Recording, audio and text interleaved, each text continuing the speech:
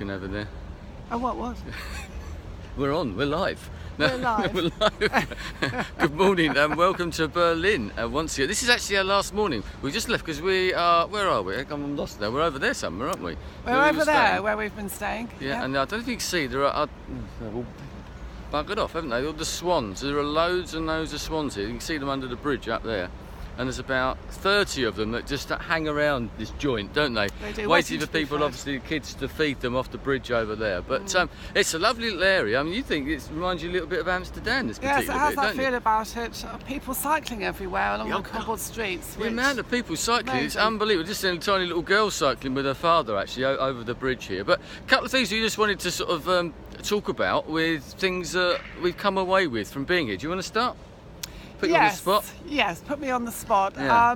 Who was our new best friend? Mr. Ampleman. There's this little green man, no traffic lights, and you get the symbol of the person walking or telling you to stop.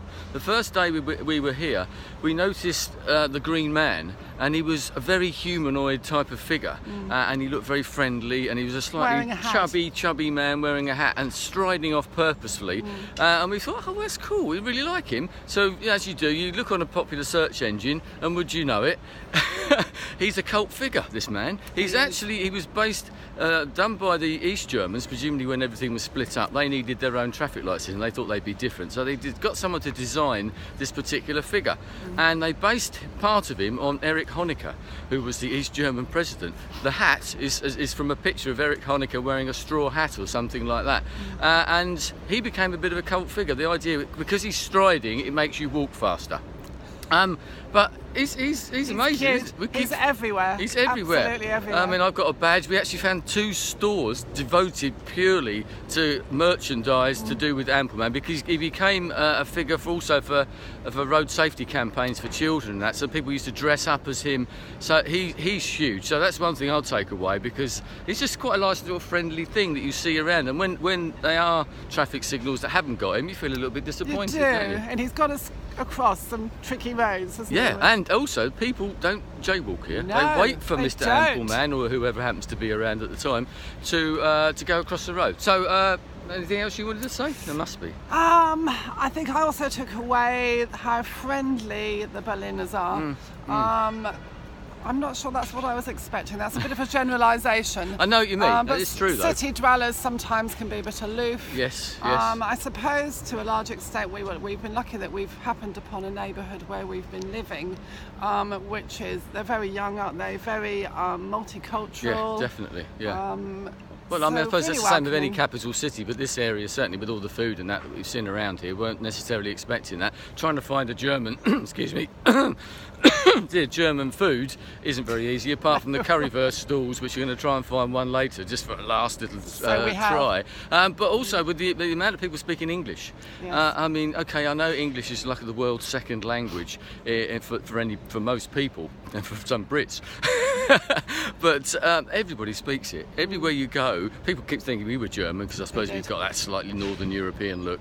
But even Germans talk to each other in English, because it's the neutral language if there's a group of them or something like. We went to a gig actually it's just around the corner from here, a lovely little bar that we found, Das Hotel, and a little session going on there. The person who introduced the act spoke in English to everybody. It's a German bar, it's full of German people. She was German. The performer herself was actually Spanish, it turned out, but she did all of her announcements, all of her songs were in English.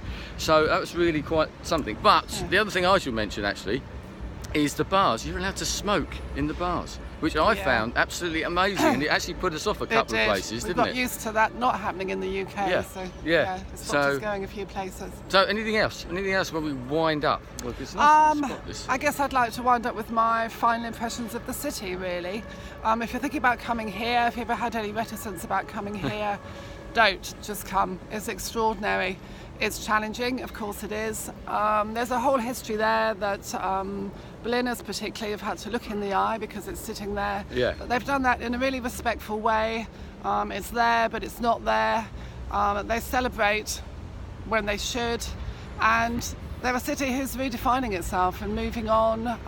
And we've found art and music and culture, and incredibly welcoming people. Because you don't think of the Germans necessarily, once again a generalisation, as being cultured people, do you?